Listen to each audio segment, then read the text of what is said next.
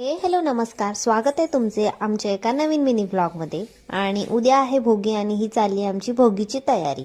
तर आज्ञाच्या बाबांनी असंच बोलता बोलता मला बोलले की आमच्या गावाकडे आम्ही रात्रीच बसायचो, सर्व भाज्या साफ करायचो, खूप मजा यायची सर्वजण बसून. मग म्हटलं चला आपण दोघे का होईना, दोघांचीच भाजी का होईना, पण चला करूया. आणि ते पण म्हटले ठीक आहे चल घेऊन ये. आणि मग इथे आज्ञा पण आम्हाला हेल्प करत होती.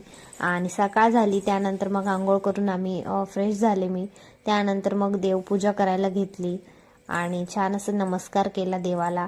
आणि त्यानंतर मग जे खण आणले होते ते धुवून स्वच्छ धुतले.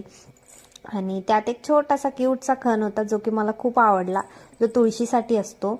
त्यानंतर मग ज्या भाज्या आपल्या भोगीच्या असतात त्या कट केल्या. थोडीशीच करायचं ठरवलं कारण आज्ञाचे बाबाही नव्हते आणि नैवेद्यापुरतं आणि रात्रीचंही जेवण होतं, त्यामुळे म्हटलं चला संध्याकाळी आमच्या सर्वांसाठी करू आणि आता देवापुरतं करूया. मग भाज्या कट केल्या. इथे मी काय काय भाज्या घेतल्या त्या दाखवल्यात.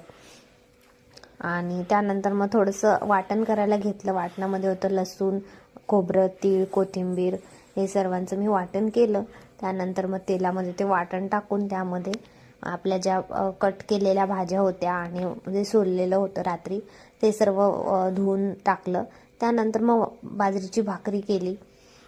म्हणजे प्रत्येक ठिकाणी वेगवेगळं असतं, पण आमच्या भागामध्ये म्हणजे भरपूर ठिकाणी बाजरीची भाकरी आणि मिक्स भाजीही केली जाते. त्यामुळेच मग इथे मी एकच भाकरी करायचं ठरवलं. अशी काही परफेक्ट मला जमत नाही, पण मी ट्राय केलं आणि बऱ्यापैकी बनलीही आहे माझ्याकडून ती भाकरी बघून मलाच खूप छान वाटत होतं की आज कशी काही इतकी छान बनली. त्यानंतर थोडीशी तीळ लावून घेतले. संक्रांती म्हणजे तिळाचा मान असतो, सो तीळ ही लावायची असते. आणि त्यानंतर मग मी जी भोगीची पूजा असते ती मांडायला घेतली आणि ते छान अशी पूजा माझी मांडून झालेली आहे.